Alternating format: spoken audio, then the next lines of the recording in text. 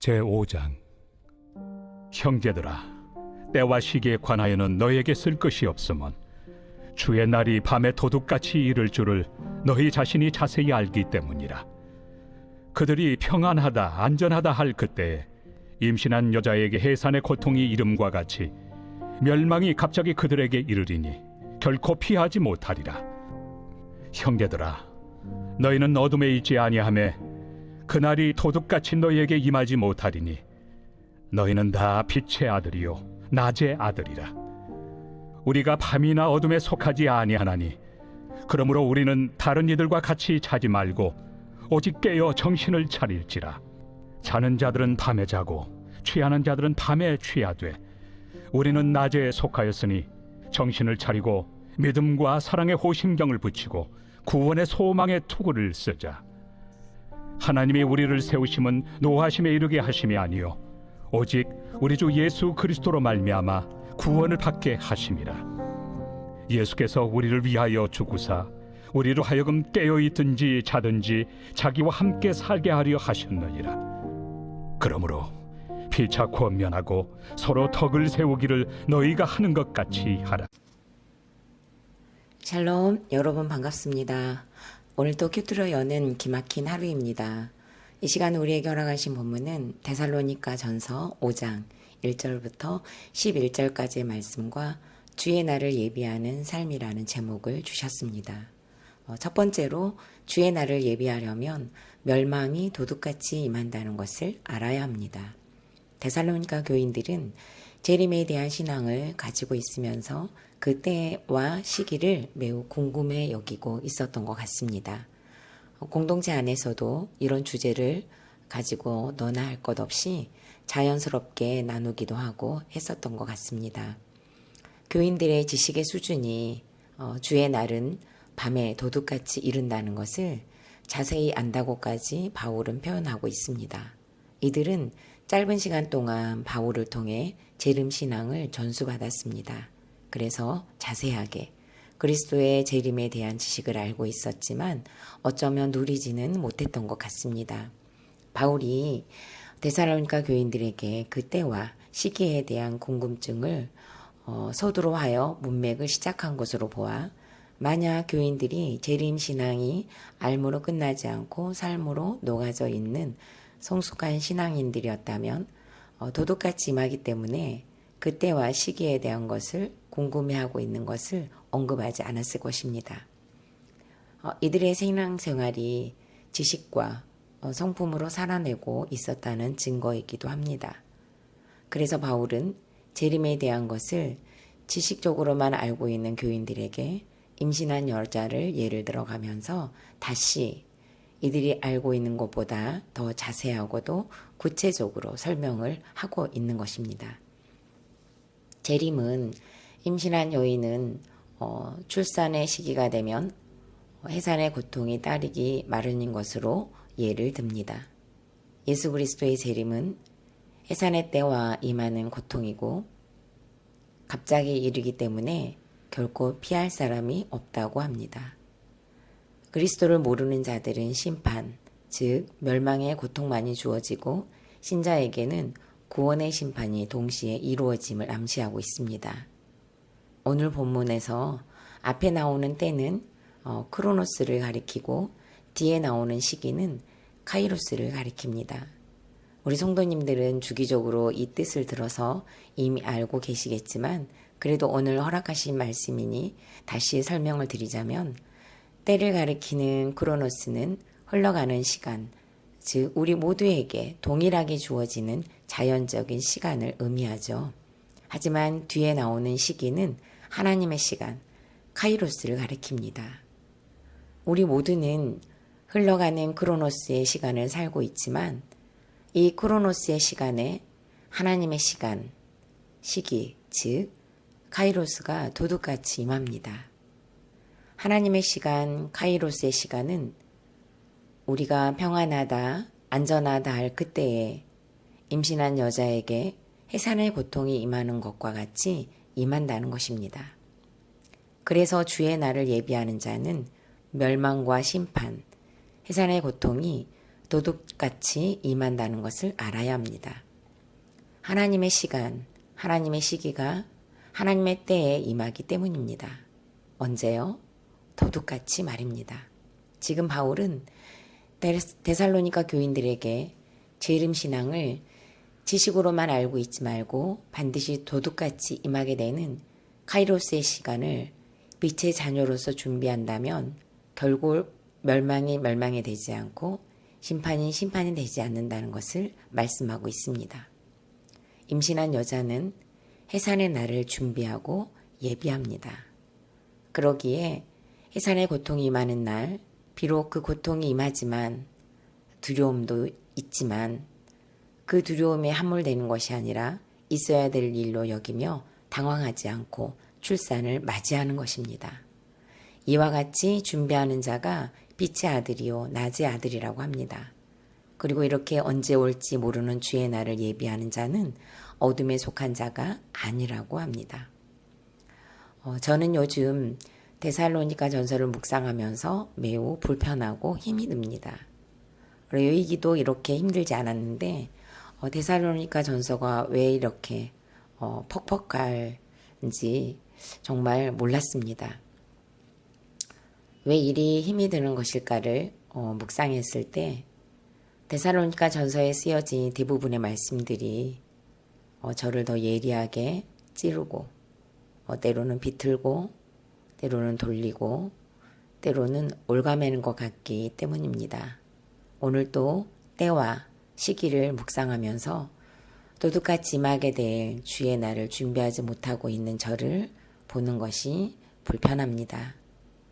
어린 시절에 피해의식이라는 자리에서 계속 넘어지고 그래서 자책이 되고 죄책감이 올라오고 이렇게 안 되는 저를 지켜보는 날이 길어지고 있으니 제가 싫어지는 시간도 가끔 있습니다.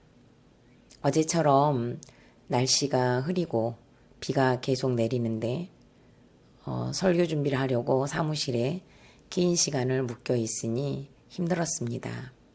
하지만 이 시간도 반드시 있어야 하고 지나가야 한다는 것에는 의심을 하지 않았습니다.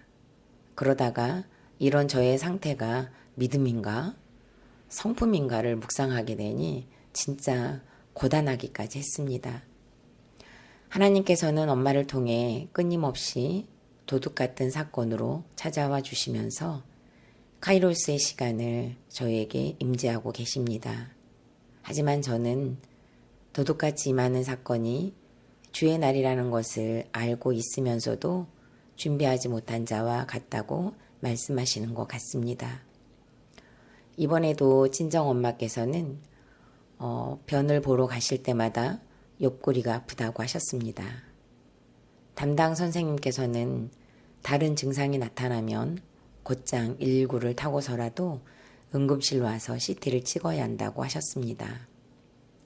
아무렇지 않다가 화장실을 가려고 하면 아프시다는 증상이 의학 지식이 없는 저에게도 심상치 않다는 생각을 하게 했습니다. 지난 토요일 아침에는 밤새 화장실 가느라 잠을 한숨도 못 잤다고 하시며 소파에 늘어져 있다시피 한 엄마를 보면서 출근할 시간은 가까워지고 어떻게 해야 할까 고민하다가 밤에 잠을 한숨도 못 자고 화장실을 다니셨으면 119를 타고 응급실을 가셔야 한다고 그리고 담당 선생님께서 그렇게 말씀하셨다고 말씀을 드렸다가 정말 난리가 났습니다.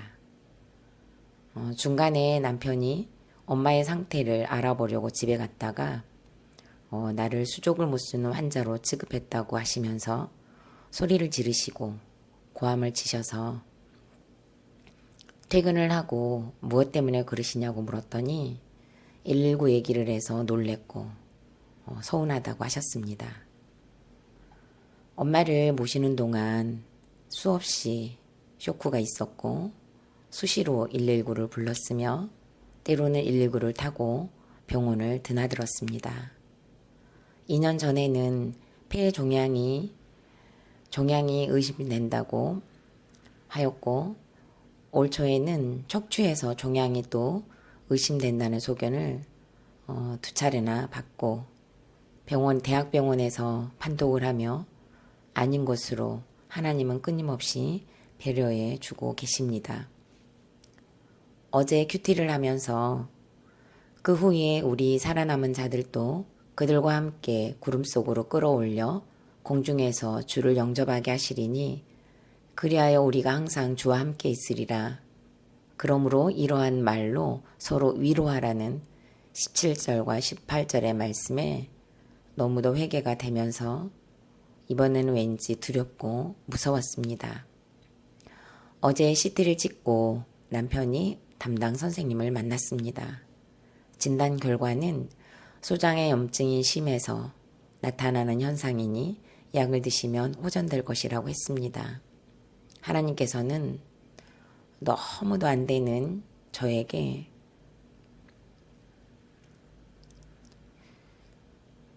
또다시 위로할 기회를 주신 것 같습니다. 구속사 복음을 먼저 드리며 가고 있는 저에게 기복의 가치관으로 살아오신 엄마를 보내셔서 그동안 살아났던 간증들을 나누며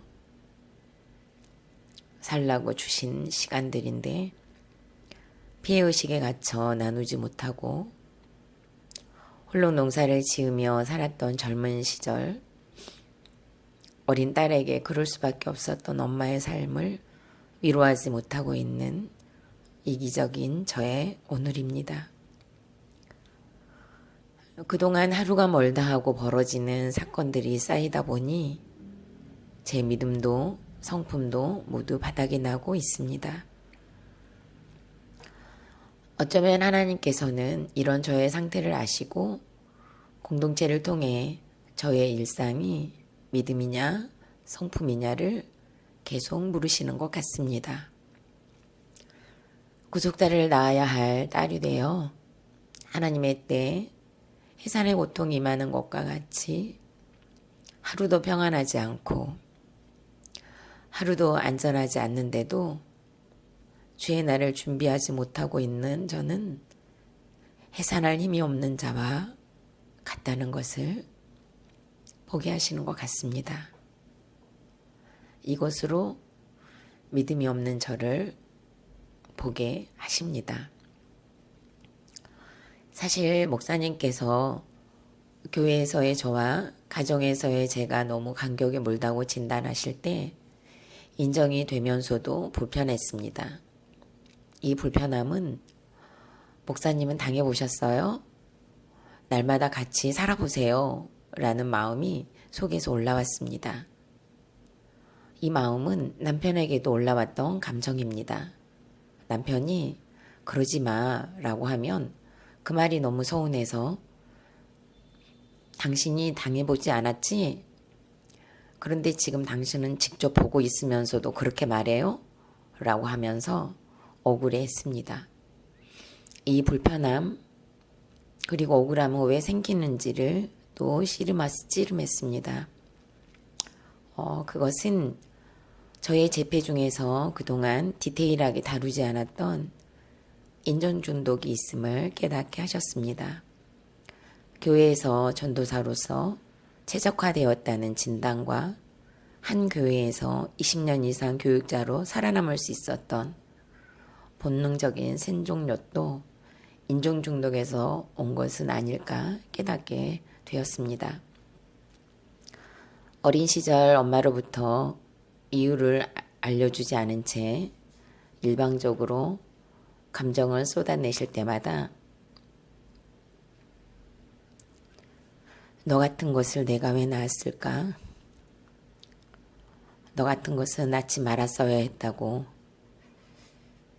마당에서든지 길거리에서든지 땅을 치며 저를 세워놓고 통곡하시는 엄마의 비난을 수시로 들었던 거절감의 상처가 있습니다. 하지만 사회생활을 시작하면서 조금만 성실해도 인정받고 조금만 열심히 해도 인정받는 것으로 저의 결핍이 채워졌었던 것 같고 이것이 중독이 되어 일찍 시작된 사회생활에서 살기 위한 보호색을 띄었던 것 같습니다. 어떤 일을 하거나 맡겨진 업무에서 일반적으로 그 일과 역할에 최적화되었다는 것은 세상에서 평가를 한다면 얼마나 좋은 평가입니까? 하지만 그것은 또 다른 치우침이고 포장이라는 것을 이제 우리는 짐작도 하고 분별도 할 수준이 되어가고 있는 것 같습니다. 저는 이 불편함을 계속 직면하려고 합니다. 목사님께서는 이것도 성품인지 믿음인지 잠깐 궁금하다고 하셨습니다. 목사님, 성품입니다. 라고 솔직하게 말씀드리고 싶습니다. 이런 저를 진단에 가시니 잘 벗겨지고 드러내기를.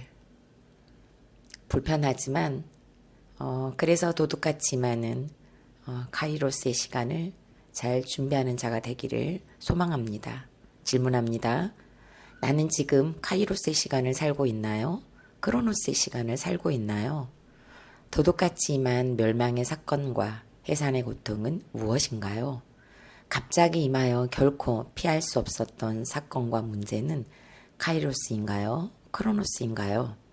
두 번째로는 주의 날을 예비하기 위해서는 오직 깨어 정신을 차려야 합니다. 6절 말씀에서는 그러므로 우리는 다른 이들과 같이 자지 말고 오직 깨어 정신을 차릴지라고 말씀하고 있습니다. 다른 이들은 누구를 가리킬까요? 여기에서 다른 이들은 4절과 5절 말씀에 등장하는 어둠, 즉 밤에 있는 자들을 가리킵니다. 자는 자들은 밤에 자고 취하는 자들은 밤에 취한다고 합니다. 밤이 되면 창조 섭리와 육신의 건강을 위해 잠을 자는 것이 맞습니다.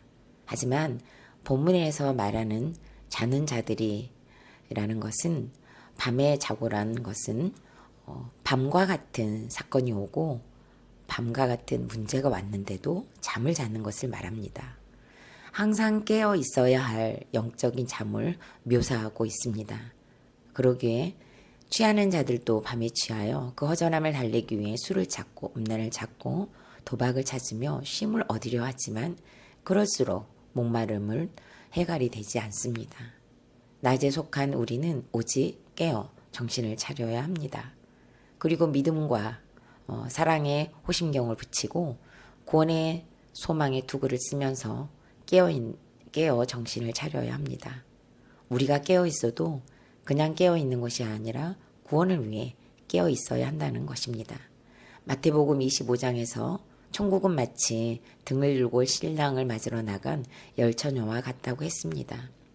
기름을 준비한 슬기로운 5처녀와 신랑의 더디옴으로 졸다가 신랑이 오는 소리를 듣고 그때서야 등을 준비하는 미련한 5처녀에게 벌어지는 각기 다른 장면이 소개되고 있습니다.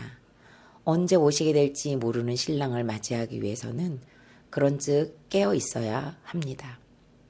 깨어 정신을 차린다는 것은 예수님의 신부로서 내가 할 일, 내가 해야 할 일, 즉 준비해야 할 기름을 준비하는 것입니다. 그리고 밤이 되어 잠을 잘 때에도 언제든지 예수님이 오실 수 있다는 가능성을 염두에 두고 잠을 자는 것입니다. 저는 이번에 다시 아프신 엄마를 보면서 오직 깨어 정신을 차리라는 말씀으로 와 닿습니다. 항상 넘어지면서 자는 자들이 밤에 자듯이 어린 시절의 상처로 구속사가 발동이 되지 않고 자주 멈추고 정신을 차리지 못하니 끊임없이 사건이 오고 밤과 같은 이벤트가 멈추지 않고 일어나는 것 같습니다. 믿음이 없으니 믿음을 가지라고 하시고 엄마를 향한 사랑이 1도 없으니 사랑의 호심경을 붙이라고 하십니다. 피해의식과 싸우는 저에게 생명을 보존하기 위한 방법으로 호심경을 가슴에 붙이라고 합니다. 이것은 전쟁을 할 때 갑옷에 가슴에 대는 구리 조각인데 흉패라고도 합니다. 사랑의 호심경을 붙이라고 하시는데 저는 사랑을 할 줄도 만들 줄도 모릅니다. 그러니 어떻게 사랑의 호심경을 붙일 수 있겠습니까? 다만 말씀이신 예수님을 기억하며 사랑이신 예수님을 간절히 소망하며 여전한 방식으로 날마다 큐티하는 것이야말로 사랑의 호심경을 믿음도 없고 사랑도 없는 제 가슴에 붙이고 남은 시간들을 구원의 소망의 투구를 쓰고 싸울 힘을 달라고 기도하는 것이라고 깨닫습니다. 미련한 다섯 처녀처럼 기름도 준비하지 못하고 잠을 자고 신랑이 오셨는데 맞이하지 못한 통곡의 날을 맞이하지 않으려면 날마다 큐티함으로 자지 말고 오직 큐티하면서 깨어 또 큐티하면서 정신을 차리며 주의 날을 준비하는 자가 되기를 소망합니다. 질문합니다. 나는 지금 자고 있습니까? 깨어 있습니까? 나에게는 밤과 같은 사건은 무엇이고 밤과 같이 취하여 무너지는 자리는 어디입니까? 나의 큐티는 자고 있는 밤입니까? 깨어 있는 낮입니까? 나도 깨어 정신을 차릴 은혜를 달라고 기도하시기 바랍니다. 세 번째로는 주의 날을 권면하라고 우리를 세워주셨습니다. 큐티인에서는 고난이 올 때에 하나님이 나를 벌하려고 택하셨다며 부르심을 원망하는 사람들이 있습니다. 그러나 하나님은 이미 받은 구원을 넘어 주의 날까지 이루어갈 구원을 위해 사랑의 징계로 우리를 양육하십니다. 예수님의 십자가 죽음의 목적은 우리가 이 땅에서 고통 없이 잘 살게 하는 데 있지 않고 살든지 죽든지 주와 함께 사는 것에 있습니다. 그러므로 성도는 예수 그리스도의 죽으심으로 영생을 얻게 된 것을 피차 권면해야 합니다. 라고 해석해 놓았습니다. 데살로니가 교인들을 세우신 목적은 노하심이 아니라 오직 우리 주 예수 그리스도로 말미암아 구원을 받게 하심이라고 합니다. 예수님의 십자가로 구속받은 사건과 예수님을 만난 간증을 피차 나누고 서로 권면하는 것이야말로 가장 아름다운 세우심일 것입니다. 저희 교회에서는 아직 평신도 사역자들이 세워지고는 있지만 아직 단에 올라와서 설교하는 날은 아직 이르지 못하고 있습니다. 저는 그날을 지금 꿈꾸고 있습니다. 그러기 전에 저희 교회에서는 1부와 2부의 기도를 맡아 예배를 돕는 지체들이 지금 세워져 있습니다. 그리고 매주 기도 시간은 하나님께서 우리 공동체에게 세워주신 귀한 지체들의 간증이 녹아져 있습니다. 이 기도를 통해 어떤 삶을 살고 계시는지, 어떤 문제 속에 있는지, 어떤 징벌 가운데 있는지 분명하게 나타나도록 외치고 있는 것으로 세워져 가고 있습니다. 또한 가만가만 묵상이 매주 거의 쉬지 않고 업로드되고 있다는 것도 우리를 세워가시는 하나님의 섭리라고 말하고 싶습니다. 기도를 통해 가만가만 묵상을 통해 피차 나에게 허락된 주의 날을 묵상하고 나누는 곳으로 권면하고 있는 공동체로 성장하게 하신 하나님께 감사를 드립니다. 질문합니다. 나는 업로드되고 있는 영상을 나누고 있습니까? 구속사를 알리라고 오늘 먼저 듣도록 세워주셨는데 이 기회를 놓치지 마시고 가족, 친지, 이웃, 친구, 지인들에게 간절한 마음으로 공유하시면서 주의 날을 권면해 보시기 바랍니다. 마지막으로 6월 27일 보석상자입니다. 예수님은 자살을 살자로 바꿔 주십니다. 아멘. 다 같이 기도드리겠습니다.